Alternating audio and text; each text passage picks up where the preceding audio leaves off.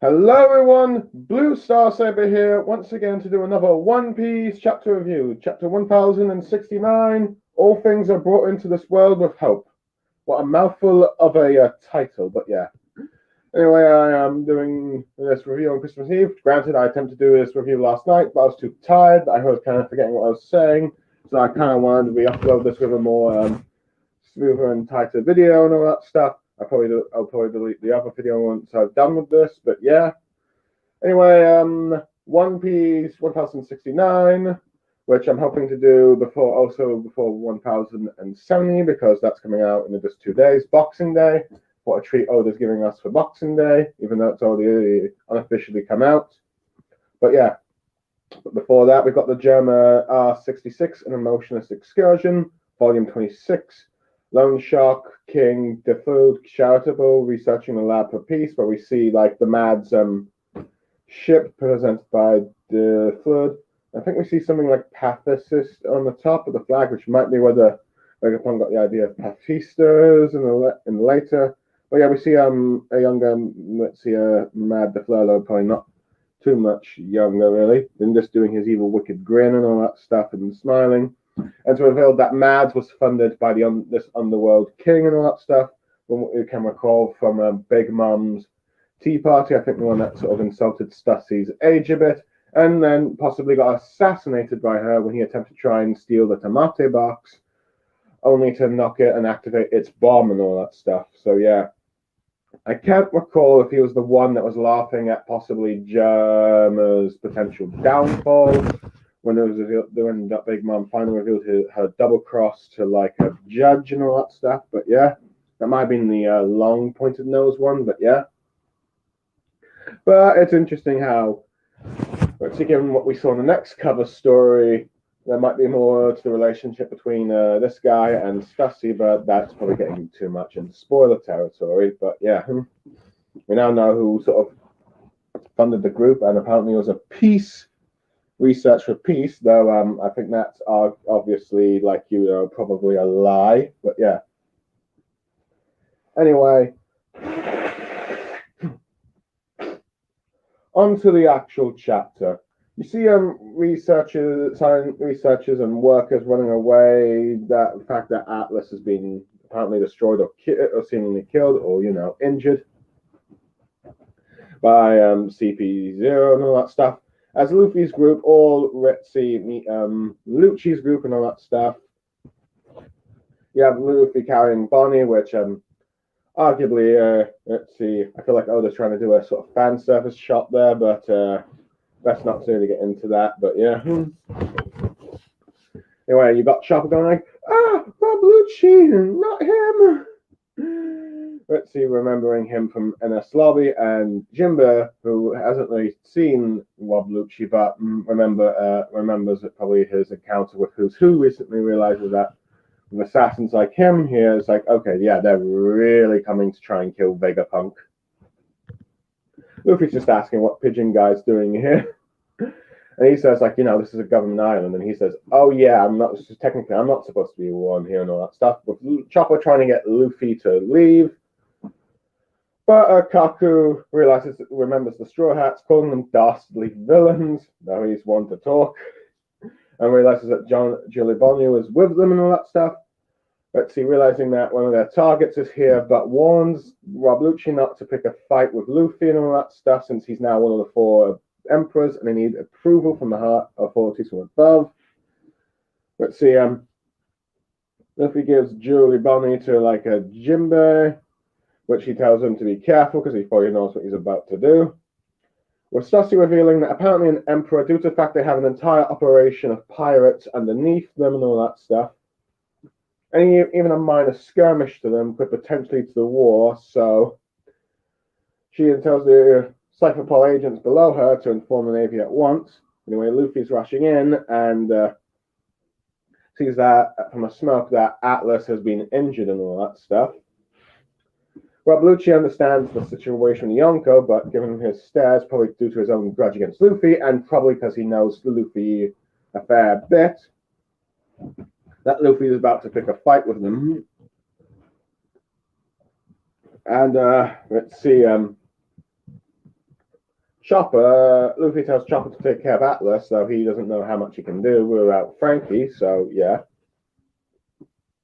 With Rob Lucci just trying to do a warning of Luffy not to interfere in this internal matter, if you will, but Luffy, doesn't care because since Atlas gave her food and all that stuff, he's taking this attack on her personal.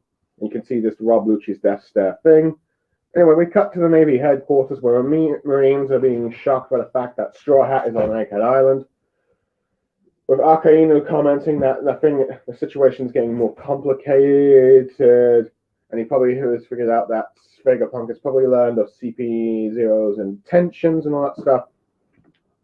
I mean, at the very least, he's been informed about the situation. And he's been informed by the Marines that they seem to have barged onto our island when they were refused entry and all that stuff. But Akainu is saying how at this point it seems to be a declaration of war. And is angry that those lot didn't end up contacting him first. With Vegapunk realizing that if Straw Hat has been recruited to Vegapunk's side, they've lost a major military asset here and all that source. And they probably can't record, and they can't probably afford them to go to a Yonko's crew. Given the fact that, well, we remember similar, Orochi demanded Vegapunk next time when he would have business with the government, but they didn't want to do that because he was their best asset at the time. But anyway, apparently we learned that Kizaru is heading there, as Akainu ends up asking, and yeah, for an Operation Pure. But then he ends up telling them to tell Lucci to wait until the Navy arrives and not to fight Straw Hat. However, that's already happening when you see from the smokes and the clashing and the sounds. And when we get back to Egghead, as we then see Chopper, Jinbei running off with the Chopper carrying Bonnie and Jinbei carrying Atlas because, well, that fits their sizes really. But then trying to plead Luffy to not go too far or think about his position since he's now an emperor. This is going to cause a major incident to the world, so yeah. No, Nami seems to. We see the other Straw Hats watching from the battle beforehand on the screen, so I'm wondering what is with Lucci as he looks different and all that stuff. With Shaka confirming that, okay, yes, that's the case, because he's actually awakened his own fruit, and we see from the next panel that his leopard form is a lot more skinnier now than the muscle one that we saw from last time.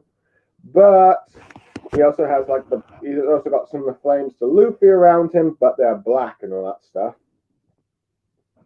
As this is his awakened form of the leopard.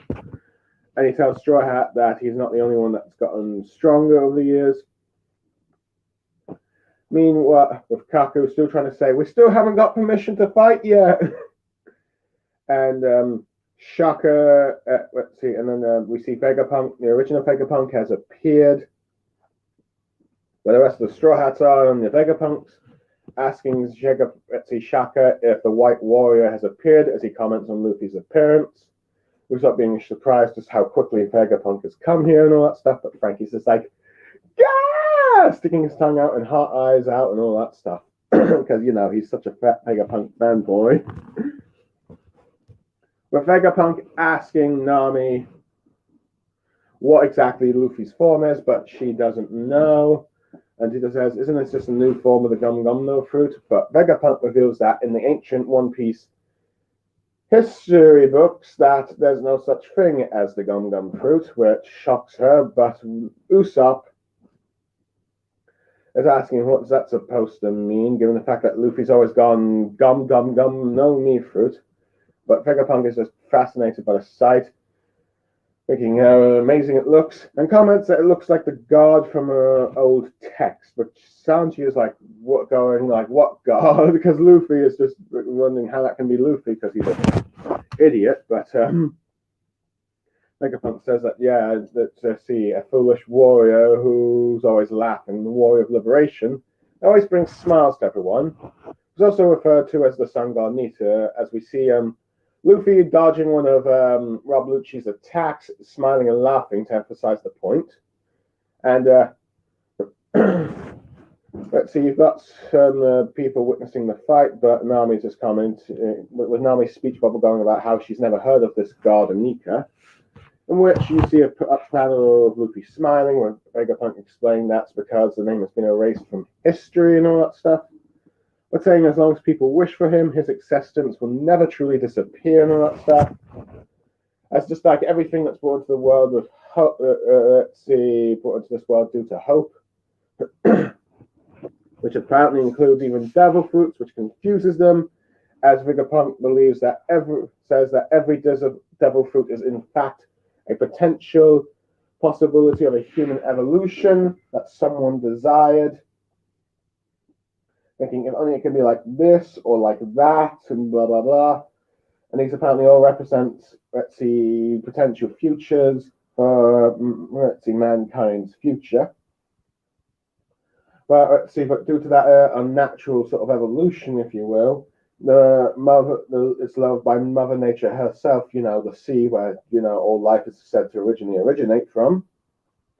So a fitting punishment for them is that they cannot really use their powers in the sea and all that stuff. As we see Rob Lucci and Luffy clashing, similar to their punch from NS Lobby and all that stuff, as those powers exist in a sort of entirely different dimension, dreamed up by someone else before them and all that stuff. But he says that this is only really his theory, but he says it doesn't really matter whether or not you debate if God exists or not. It's just that this world is such a fascinating thing, as we could see an explosion from the two punches. As this happens, this is also ends up shocking Sanji, Frankie, and Usopp. I'm not sure if it's because of either Vegapunk's words or because of Luffy's incredible strength, which they're witnessing right now. But yeah. Anyway, we finally see Luffy flying, and Sentomaru enters the scene, complaining that it's supposed to be his day off and all that stuff.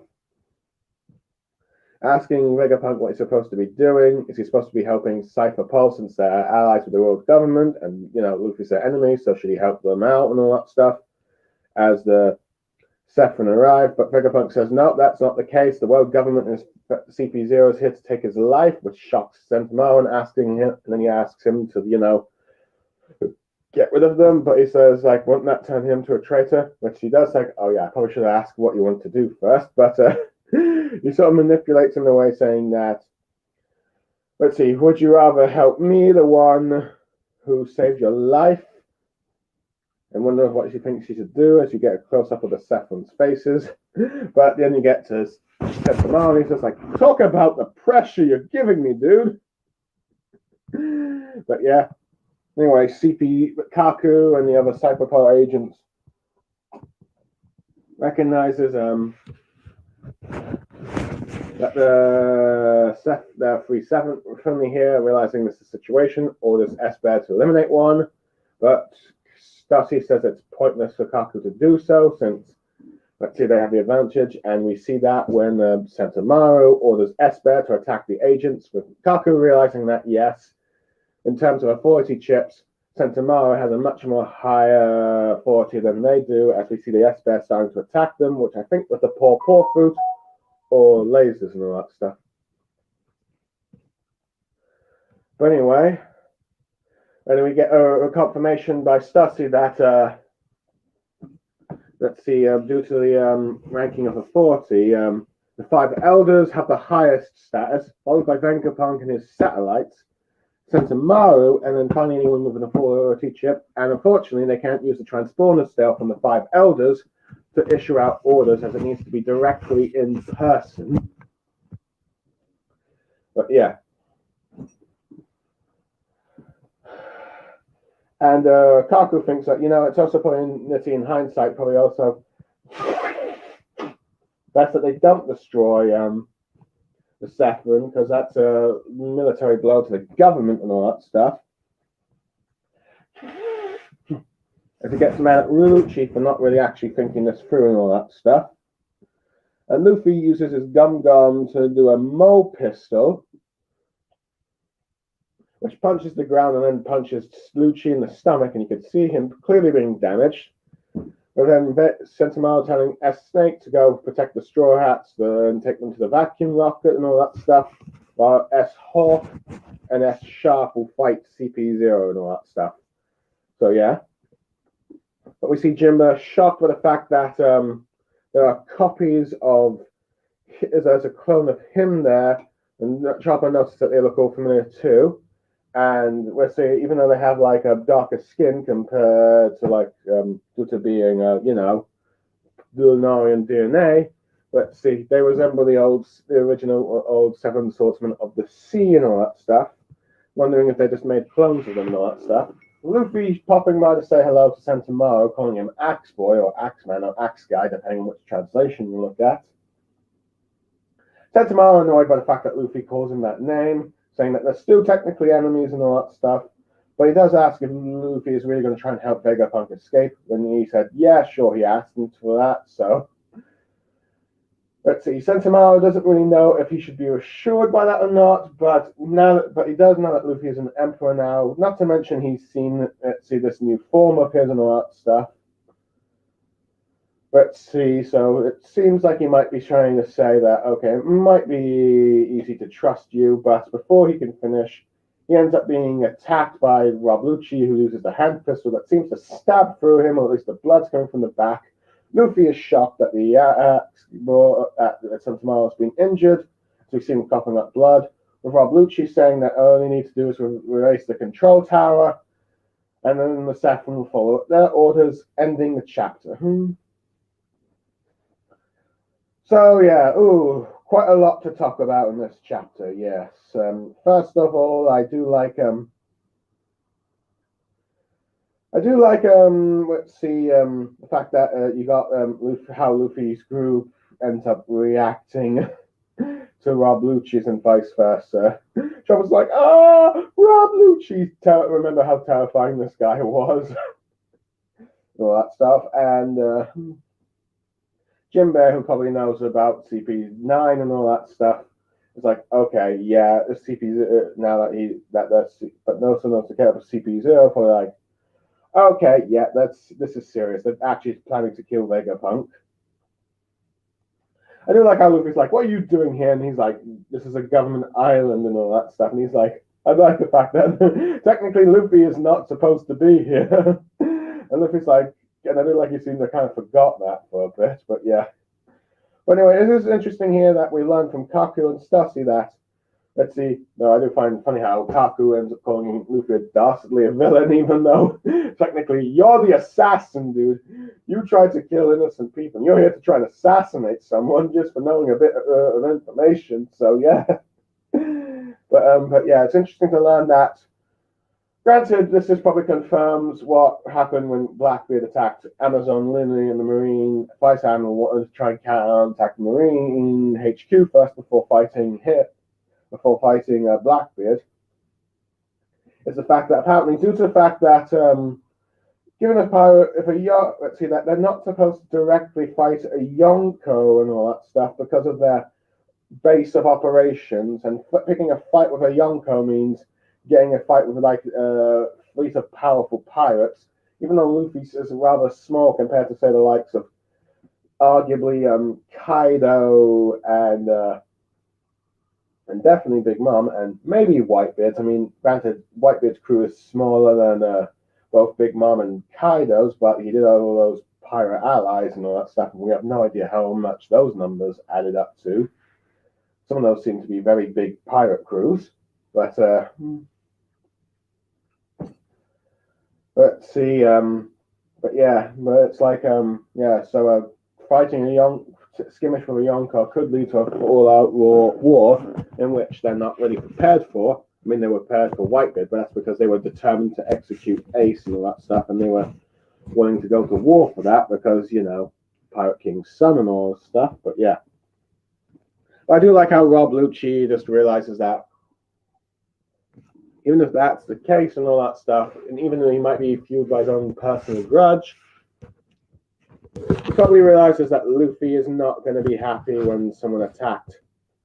Let's see, once Luffy saw Atlas's thing, and even though he didn't realize that, he probably gave her food at first when he tells him not to interfere. But when Luffy says that, he probably knows that, oh yeah, we're gonna throw down. He knows Luffy well enough, at least well enough to know that if you helped him in some way, he will come out and protect you and all that stuff, or avenge you. But yeah, because like after all, he gave Luffy arguably his biggest difficult solo one-on-one fight, green time skip and all that stuff. So yeah. Anyway, it's interesting to learn that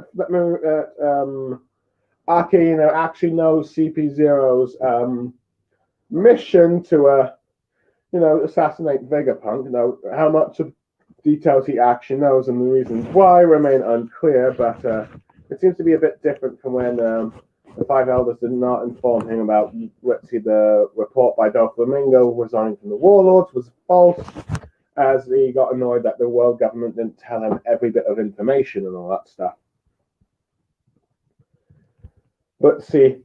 And then you probably, let's see, but yeah.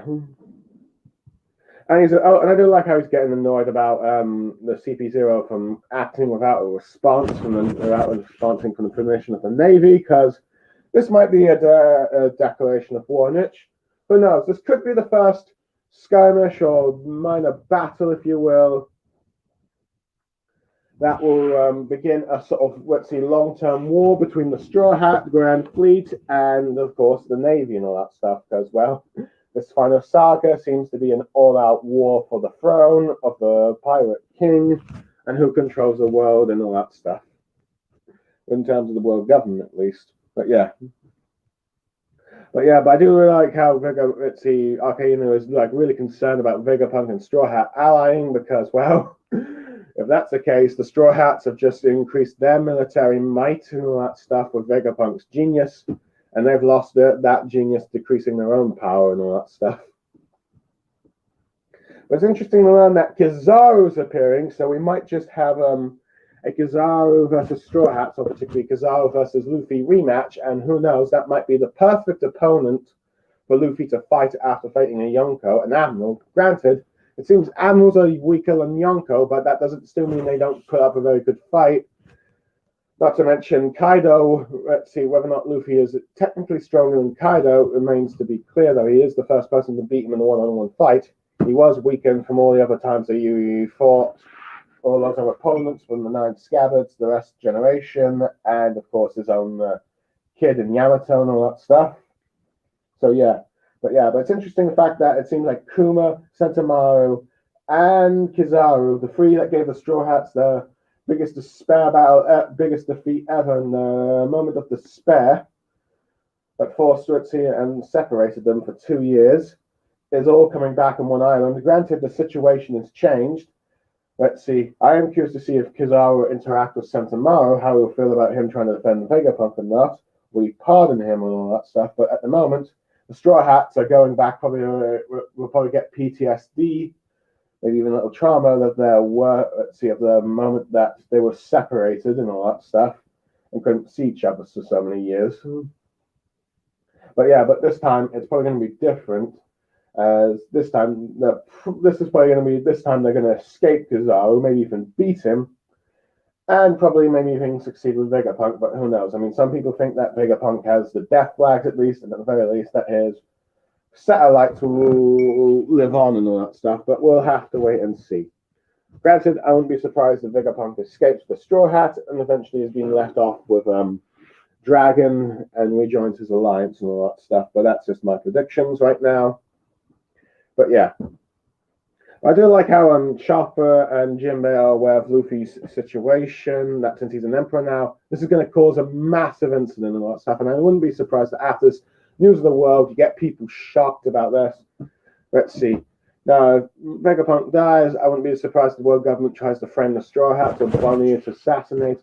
But yeah, I would be curious to see if we'll get the Vegapunk's home island reaction to that, particularly like the son and dad, or maybe grandpa, that Frankie befriended there, realizing that, oh my god, Frankie's crew met Vegapunk. Did they kidnap him? Did they kill him? Oh my god, what's going on? And it really depends on how that's reported, though. If it's the world government will probably try to hide the fact that they tried to assassinate him, Maybe try and make Vegapunk look in a bad light, but who knows? But if the news of the assassination attempt gets out, that will probably cause a bit of doubt in the world government.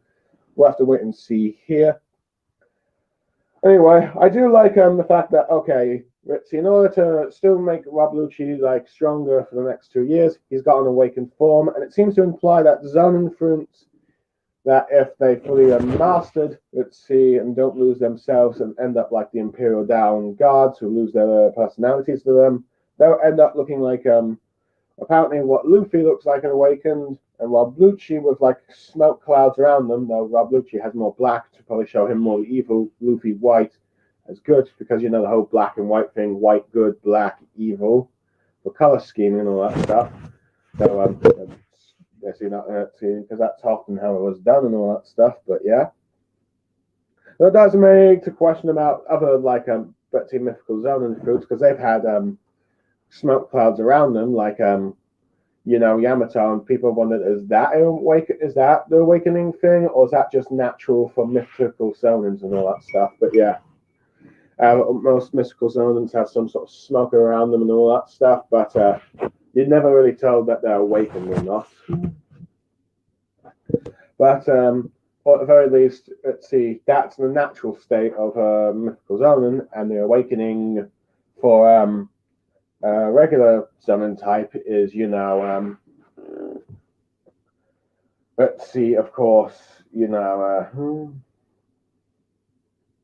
let's see, making himself look like a mystical zoning type fruit and all that stuff. So there's that. Luffy being the only exception, of course, the mythical type, because, well, his fruit could be mistaken for Paramecia. It seems its only true power is revealed when he's awakened it and all that stuff.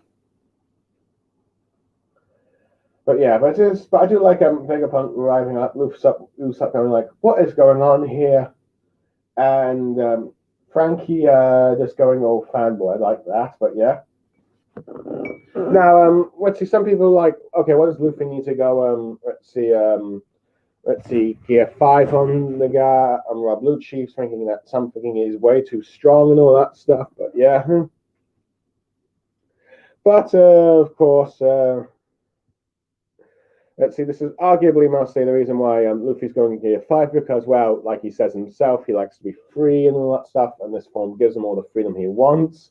So I think he's just going to use it regardless of who he's fighting, because, well, he just probably just enjoys this form too much, even with the drawbacks. But also because I think Vegapunk, they need to see Vegapunk to show it, because it's confirmed that he knows about Sun God Nika, and to get the Straw Hats reaction, because they never really got to see it.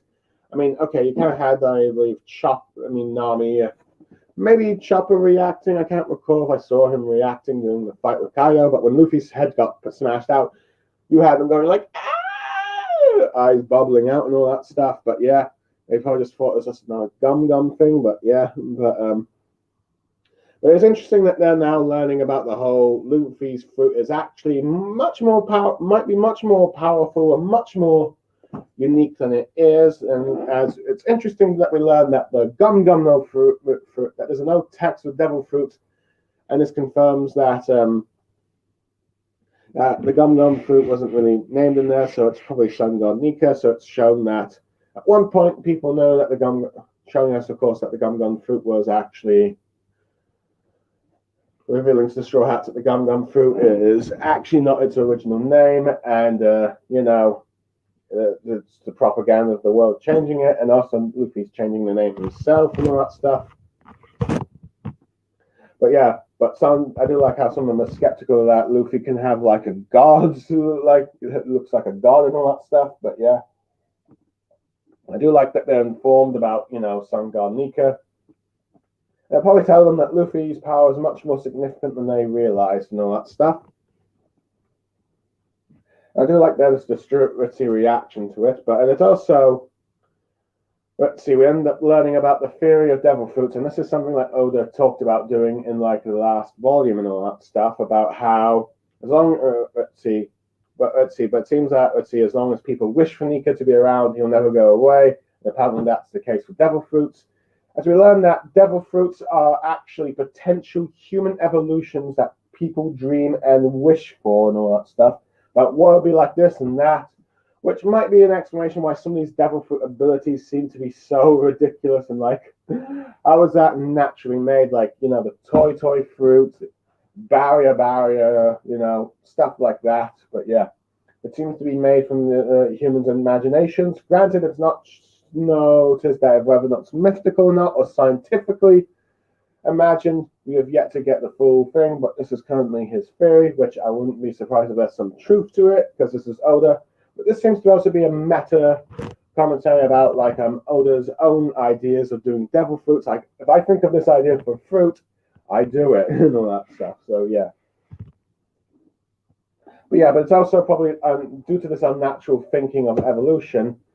Let's see, so this might imply that this is why it's not natural at the very least, is that the Mother Nature, the sea herself, is against such evolution because, that's the origin of life. So that's why she seems to reject devil fruits and they lose their powers when in contact with her. So yeah, but this seems to be given the evolution. Granted, there will be probably many debates about, let's see, what this all means and all that stuff, but yeah. But anyway, during this fight, I should probably mention against Rob Lucci and all that stuff. This has been the biggest hyped rematch and re-encounter since pre-time skip villain. The only other one you could probably say was probably Crocodile, but that happened with Imperial Down. We got that reaction. Anyone else you could probably do is perhaps Enel, if some believe that the Straw Hats will go to the moon and they encounter Enel again. And it will be very interesting because Luffy will have like this God fruit, and let's see, Enel was like, I am God, not you, and all that stuff. But yeah, but we still don't know. Who knows? Before we know, Enel might become a lot more stronger himself. But yeah, but anyway, it was interesting because there were a lot of false spoilers about this fight with Luffy and Rob Lucci. Let's see, Rob Lucci having a more like form similar to Who's Who, much more muscular cat, but no, it's a much more skinnier one. And also Luffy playing Tom and Jerry kind of thing, in which you could argue might be with Luffy's moving his head, but he's also sleeping while dodging and all that stuff. Rob Lucci can't seem to land a hit on him, so you could argue maybe that. But Luffy ends up one-shotting him. And then Rob Lucci flees the thing. That was the spoilers and all that stuff. But those spoilers turned out to be false. And while Rob Lucci cannot while Rob Lucci's stronger than him, it's clear that he can't really land a hit on Luffy. And he manages to land on hitting him with that mole punch to the ground. I quite like that move. And I do like how you got like a call back to their last fight. But it's clear that the tables have turned. Luffy's now a Yonko, and Rob Lucci doesn't really stand a chance.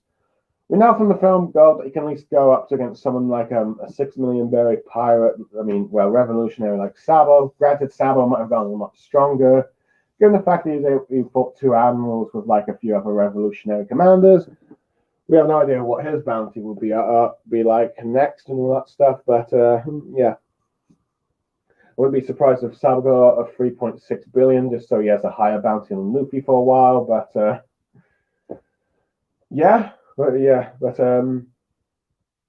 the very least, we know that Rob Lucci is probably strong. Maybe like a Yonko commander level. Not sure if he can be considered admiral. Some want him to be admiral, but I doubt it because we got Kizaru coming. But yeah. But it is interesting to also learn that, we learn from finally get to see Sentomaru since the return to Shabi or Capelico, where Luffy didn't really fight him and all that stuff. But we end up learning that, besides him being his day off today and all that stuff, like he annoys, is that the reason why he's Vegapunk's bodyguard is because he took him in and saved him and all that stuff, and as a result, he has a bit of a strong sense of loyalty, even though he doesn't really want to be an enemy of the world government. Though it is interesting that we see sort of Vegapunk's evil side here that we sometimes see from Lilith, is that he sort of pressures Sentomaru that, okay, I saved your life, don't need to think about it and all that stuff, but to get rid of the government for me, it's like, yeah. And it's like, pressure, man. But due to this, we also end up learning when the CP0 tries to attack. I do like how Kaku gets annoyed with Rob Lucci just trying to start a fight and all that stuff. It's like, let's see, the world government's version of like Luffy's crew with like Luffy and him picking a fight when he shouldn't be. But yeah. But we end up learning that the hierarchy of the Sephiroth control. They can't be given orders through Den Mishis. They have to be in person. And it goes from whoever has like a responsibility control, there's like an authority chip, followed by Sentomaru, then the Vegapunks themselves, all of them, and then the five elders. And I think it makes sense the five elders would make it this way because, well, they wouldn't want like this new military asset that might be their strongest yet being in the hands of a scientist that could potentially go rogue or who they're planning to assassinate. So yeah, that does make me wonder if the scientists, those elders, can actually come out and fight. I mean, they do have some scars, and one of them is always carrying a sword, so that would be interesting. But it also probably explains why you often see Sentomaru leading Paphistas into battle, be it into Shaba Odi or Marineford. It's because he has an authority to control them compared to other Marines and all that stuff. So yeah. But also interesting that the fact that Kaku, even though he weren't initially trying to order the S Bear to attack and destroy, but I should probably comment that the SS Bear does have the paw fruit, so that probably leads to some question. Well, actually, that was actually yesterday. Last chapter confirmed that, so I shouldn't really go into that. Really, sorry. Just realized. My apologies. But it is interesting though that if they destroy a Sephiroth, they can't really fix and repair it because, well, let's see, they're about to assassinate the one guy that can actually repair them. But yeah, it seems like these assets cannot be lost in the battle. But yeah. So yeah. Anyway, I suppose the only thing disappointed is the fact that Jinbei isn't having a much more deeper reaction to like the fact that there's a clone young version of him, but I guess he's running away and all that stuff, so that makes sense. So yeah, but it is interesting that both to see his reaction. Chopper's about, they've cloned the original 7 warlords of the sea and all that stuff. But anyway, I do like Vegapunk's Luffy's interaction with Axe Boy. He just wants to be casual with him, saying hello.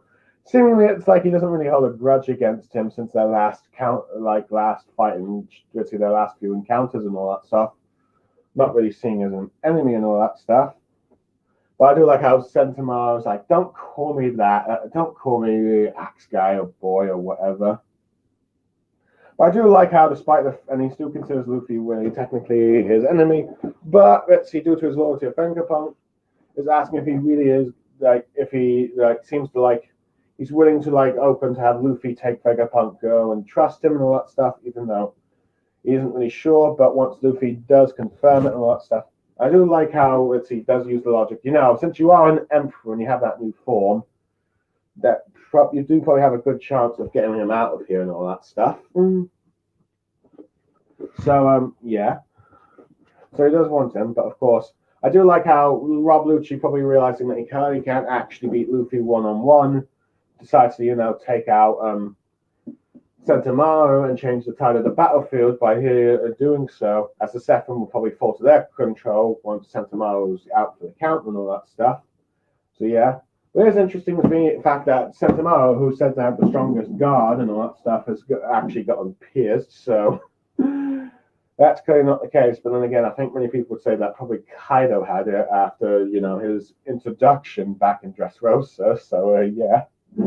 But with this, you probably got the tide turning and implies that you're going to have the Saffron, at least this chapter might imply that the Saffron are now actually going to fight the Luffy's group for it, but of course I know what happens in the next chapter, but I'm not going to spoil that. But yeah, overall I give this chapter a 9.9 to 9.5 out of 10. Let's see, it was good to see the rematch with Luffy and Rob Lucci, but of course now that Luffy's an emperor, the scales have changed a bit, and while Rob Lucci has still gotten stronger himself, he's not gotten to the strength of the level that Luffy has with his awakening and all that stuff. So yeah, even though they've both got awakening forms, I quite like the awakening.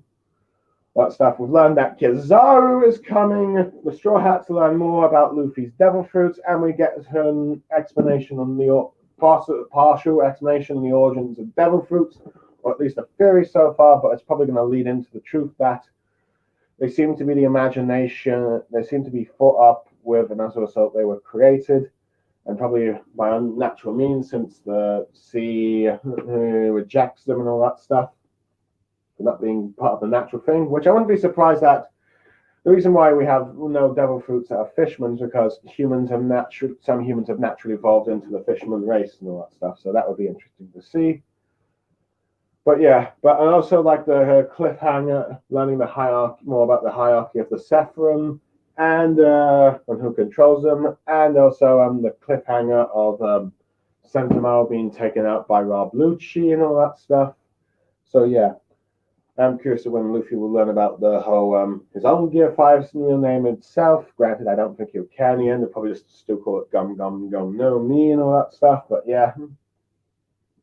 But overall, there's going to be a much more bigger rematch. But overall, the fight against Luffy and the world government is getting more higher stakes with like Sentomaru possibly losing control and Kizaru on the way. So yeah. Overall, very good chapter. I enjoyed it. For those who end up listening to a review, I hope you enjoyed what I had to say. Let's see and all that stuff. Thank you for watching or listening. Let's see, usually my reviews are probably better to listen to while you do your other activities. Let's see, and I will see you next time for another One Piece chapter. Goodbye and have a lovely day. Happy Christmas Eve, as this is the day that I'm recording this. But yeah. Have a lovely Christmas. Goodbye.